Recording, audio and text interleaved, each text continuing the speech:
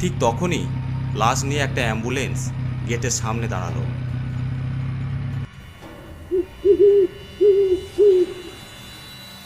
Driver নেমে জিজ্ঞেস করলো, কি ব্যাপার, আপনারা এত রাতে এখানে কি করছেন? আপনারা কি লাশ দাফন করবেন? হ্যাঁ, একটা বেওয়ারিশ লাশ আছে, দাফন করে চলে যাব। আমির তখন ড্রাইভারকে সমস্ত ঘটনা খুলে বলল। ড্রাইভার কেমন সন্দেহের চোখে মেয়েটার দিকে একবার তাকালো, তারপর বলল, ঠিক আছে, আপনারা চিন্তা করবেন না, আমরা আপনাদের লাশও দাফন করে দেব। না না, কাউকে দরকার পড়বে না, আমি নিজেই করব। গেট খোলা হলে মেয়েটা পাঁজা কোলা করে লাশটা নিয়ে কবরস্থানে ঢুকলো। অন্য কাউকে হাতও লাগাতে দিল না। ব্যাপারটা আমার গোলমাল লাগছে, তুমি সাবধানে থেকো। আশ্চর্য, একটা মেয়ে একাই লাশটাকে নিয়ে চলল। হালকা নাকি লাশটা? আদৌ কি কাফনের ভিতর লাশ ছিল? যেখানে একটা লাশকে নামাতে 3-4 জনের দরকার পড়ে, সেখানে মেয়েটা একাই করে ফেললো। নিশ্চয়ই কিছু গন্ডগোল আছে। তারপর দাফন করে বাইরে এলো সবাই। অ্যাম্বুলেন্সটাও চলে গেল। কি বলছিল ড্রাইভার? কিছু নয়। আপনি লাশটাকে একা কষ্ট করে নামাতে গেলেন কেন? ওরা তো সাহায্য করবো বলল। না, করোনা হয়েছিল তো আগে, তাই আমি নিজেই করলাম। ওদেরকে করোনার কথা বললে নিশ্চয়ই সাহায্য করতো না।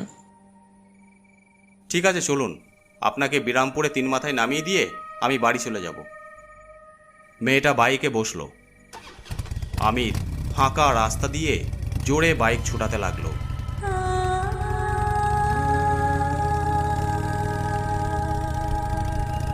এক সময় সেই 3 মাথার মোড়ের কাছে এসে পৌঁছালো। আপনি এখানে নামবেন তো? হ্যাঁ, এখানেই নামবো। আশেপাশে তো কোনো ঘরবাড়ি দেখছি না। আপনার বাড়ি এখান থেকে কতটা? বেশ কিছুটা হেঁটে যেতে হবে।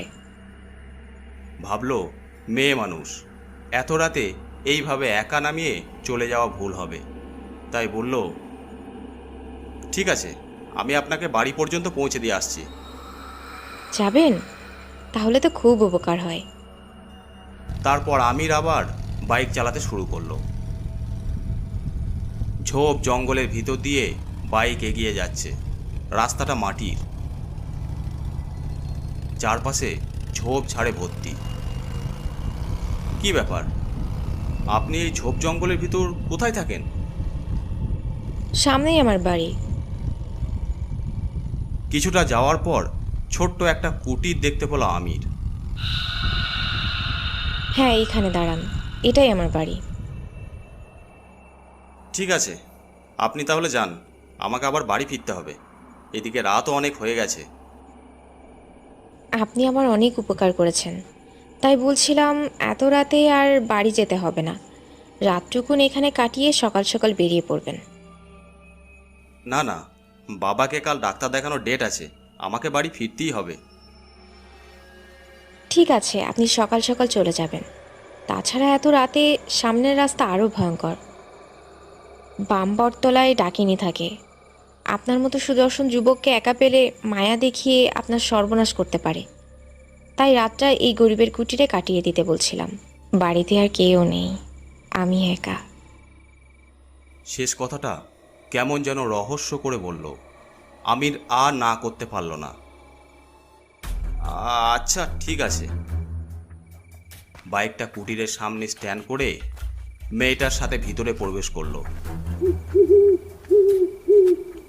ঘরের ভিতরটা যে এতটা পরিষ্কার পরিচ্ছন্ন আর গোছানো থাকবে আমি সেটা ভাবতেই পারে নাই।